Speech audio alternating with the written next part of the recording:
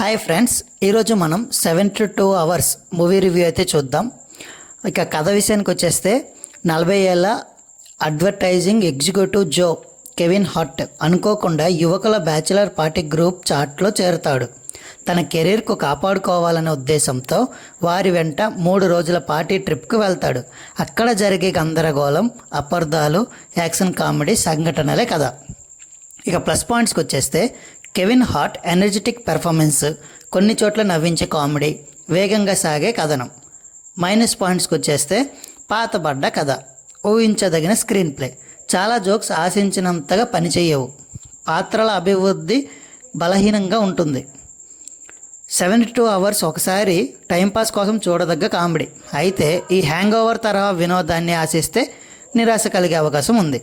చాలామంది విమర్శకులు దీన్ని సాధారణ స్థాయి కామెడీగా పేర్కొన్నారు. అయితే కొందరికి తేలికపాటి ఎంటర్టైన్మెంట్గా అనిపించింది.